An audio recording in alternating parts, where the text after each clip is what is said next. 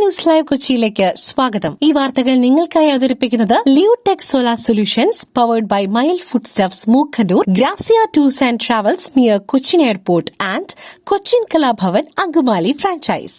സർക്കാർ കൂടെയുണ്ടാകും. അതിജീവിത ക്ലിഫ് ഹൌസിലെത്തി മുഖ്യമന്ത്രിയെ കണ്ടു. നടിയെ ആക്രമിച്ച കേസിൽ പോരാട്ടം തുടരുമെന്ന് പ്രഖ്യാപിച്ചതിന് പിന്നാലെ അതിജീവിത മുഖ്യമന്ത്രി പിണറായി വിജയനുമായി കൂടിക്കാഴ്ച നടത്തി.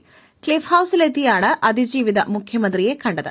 നീതിക്കായുള്ള പോരാട്ടത്തിൽ സർക്കാർ എല്ലാവിധ പിന്തുണയും നൽകുമെന്നും സർക്കാർ ഒപ്പമുണ്ടാകുമെന്നും അതിജീവിതയ്ക്ക് മുഖ്യമന്ത്രി ഉറപ്പു നൽകി. 20 മിനിറ്റോളം സമയം കൂടിക്കാഴ്ച നീണ്ടുനിന്നു. ഇന്നലെ രാവിലെയാണ് അതിജീവിത ക്രിസ്മസ് വിരുന്നിൽ പങ്കെടുക്കുവാനായി തലസ്ഥാനത്തെത്തിയത്. വൈകിട്ടോടെ മുഖ്യമന്ത്രിയുടെ ക്ഷണം സ്വീകരിച്ച് അതിജീവിത മുഖ്യമന്ത്രിയുടെ വസതിയിലെത്തുകയായിരുന്നു. നടിയെ ആക്രമിച്ച കേസിൽ മേൽക്കോടതിയിൽ അപ്പീൽ നൽകുന്നതിന് സർക്കാർ തയ്യാറെടുക്കുന്ന പശ്ചാത്തലത്തിൽ കൂടിയാണ് കൂടിക്കാഴ്ച. സിനിമാ മേഖലയിലും പുറത്തും നടി ഇക്കാലയളവിൽ നേരിട്ട പ്രതിസന്ധികളും കൂടിക്കാഴ്ചയിൽ ചർച്ചയായെന്നാണ് വിവരം. സോഷ്യൽ മീഡിയയിൽ നടിക്കെതിരെ നടക്കുന്ന അധിക്ഷേപവും ചർച്ചയായെന്നും സൂചനയുണ്ട്. ഉടൻ അപ്പീൽ നൽകുമെന്ന് അതിജീവിതയ്ക്ക് മുഖ്യമന്ത്രി ഉറപ്പു നൽകിയിട്ടുണ്ട്. ജോലി വാഗ്ദാനം ചെയ്ത് തട്ടിപ്പ് യൂട്യൂബർ ബ്ലെസ്ലി പിടിയിൽ. ഡിജിറ്റൽ തട്ടിപ്പ് കേസിൽ യൂട്യൂബർ പിടിയിൽ. കോഴിക്കോട് കൊടുവള്ളി കേന്ദ്രീകരിച്ച് നടത്തിയ തട്ടിപ്പിലാണ് യൂട്യൂബറും ബിഗ് ബോസ് താരവുമായ ബ്ലെസ്ലി പിടിയിലായത്. ജോലി വാഗ്ദാനം ചെയ്ത് ഓൺലൈൻ വഴി കോടികളുടെ തട്ടിപ്പ് നടത്തിയെന്നാണ് പോലീസിന്റെ കണ്ടെത്തൽ. കോഴിക്കോട് ജില്ലയിലെ കൊടുവള്ളി, താമരശ്ശേരി, കോഴഞ്ചേരി, കാക്കൂർ തുടങ്ങിയ പ്രദേശങ്ങൾ കേന്ദ്രീകരിച്ചാണ് കോടികളുടെ ഡിജിറ്റൽ തട്ടിപ്പ് നടന്നത്. ജോലി വാഗ്ദാനം ചെയ്ത് യുവാക്കളിൽ നിന്നും പണം വാങ്ങി ഈ പണം ക്രിപ്റ്റോ കറൻസിയാക്കിക്കൊണ്ടാണ് തട്ടിപ്പ്. ബ്ലെസ്ലി ഉൾപ്പെടെ 12 പേരെയാണ് ക്രൈംബ്രാഞ്ചിന്റെ സഹായത്തോടെ കാക്കൂർ പോലീസ് പിടികൂടിയിരിക്കുന്നത്. 6 ലക്ഷം രൂപയുടെ ഇടപാട് ബ്ലെസ്ലി നടത്തിയതിന്റെയും ഹൈദരാബാദ് അടക്കമുള്ള സ്ഥലങ്ങളിലേക്ക് തുക ക്രിപ്റ്റോ കറൻസിയാക്കി ഇയാൾ അയച്ചു കൊടുത്തതിന്റെയും തെളിവുകൾ പോലീസിന്റെ പക്കലുണ്ടെന്നാണ് വിവരം. ശബരിമല സ്വർണ്ണക്കൊള്ള രമേശ് ചെന്നിത്തല വെളിപ്പെടുത്തിയ വ്യവസായിയുടെ മൊഴി രേഖപ്പെടുത്തി എസ്ഐടി. ശബരിമല സ്വർണ്ണക്കൊള്ള കേസിൽ കോൺഗ്രസ് നേതാവ് രമേശ് ചെന്നിത്തല വെളിപ്പെടുത്തിയ വ്യവസായിയുടെ മൊഴി രേഖപ്പെടുത്തി എസ്ഐടി. രമേശ് ചെന്നിത്തലയുടെ മൊഴിയെടുത്തതിന് പിന്നാലെയാണ് എസ്ഐടിയുടെ നീക്കം. പുരാവസ്തു കള്ളക്കടത്ത് സംഘങ്ങൾക്ക് ശബരിമല മോഷണവുമായുള്ള ബന്ധം അന്വേഷിക്കണമെന്നാവശ്യപ്പെട്ട് കഴിഞ്ഞ ആഴ്ചയാണ് രമേശ് ചെന്നിത്തല കത്ത് നൽകിയത്. ഒരു വ്യവസായി തന്നോടത് സംബന്ധിച്ച ഇടപാടുകളെക്കുറിച്ച് വ്യക്തമാക്കി എന്നായിരുന്നു രമേശ് ചെന്നിത്തല അറിയിച്ചിരുന്നത്. ഇതിന് പിന്നാലെ രമേശ് ചെന്നിത്തലയുടെ മൊഴി രേഖപ്പെടുത്തുവാൻ അന്വേഷണ സംഘം തീരുമാനിച്ചു. ഇന്നലെ ഈഞ്ചക്കല്ലിലുള്ള ക്രൈംബ്രാഞ്ച് ഓഫീസിലെത്തി മൊഴി നൽകി. തന്റെ കയ്യിൽ തെളിവില്ലെന്നും വ്യവസായി തന്നോട് പങ്കുവച്ച വിവരം അന്വേഷണ സംഘത്തെ അറിയിച്ചെന്നും രമേശ് ചെന്നിത്തല പറഞ്ഞു. സൂരജ് ലാമ VIP അല്ലാത്തതുകൊണ്ടാണോ അദ്ദേഹത്തിന് ഇത് സംഭവിച്ചത്? രൂക്ഷ വിമർശനവുമായി ഹൈക്കോടതി. സൂരജ് ലാമ തിരോധാന കേസിൽ കൊച്ചിൻ ഇന്റർനാഷണൽ എയർപോർട്ട് ലിമിറ്റഡിന് ഹൈക്കോടതി വിമർശനം. ഇമിഗ്രേഷൻ നടപടികൾ കൃത്യമായി പാലിക്കാത്തതിലാണ് കോടതി അതൃപ്തി പ്രകടിപ്പിച്ചത്. നിരവധി ചോദ്യങ്ങൾക്ക് ഉത്തരം വേണമെന്ന് സൂരജ് ലാമയുടെ കുടുംബം ആവശ്യപ്പെട്ടു. സൂരജ് തിരോധാന കേസിൽ വിമർശനം തുടരുകയാണ് ഹൈക്കോടതി. പോലീസും എയർപോർട്ട് അധികൃതരും കളമശ്ശേരി മെഡിക്കൽ കോളേജുമാണ് വെട്ടിലായത്. കുവൈറ്റിൽ നിന്നും ഡിപ്പാർട്ട് ചെയ്തയാൾ വിമാനത്താവളത്തിലെത്തുമ്പോൾ കൂടുതൽ ജാഗ്രത പുലർത്തേണ്ടത് കോടതി ചോദിച്ചു. പോലീസ് റിപ്പോർട്ടിന്റെ അടിസ്ഥാനത്തിൽ ഇമിഗ്രേഷൻ നടപടികളിലെ വീഴ്ചയും കോടതി എണ്ണിപ്പറഞ്ഞു.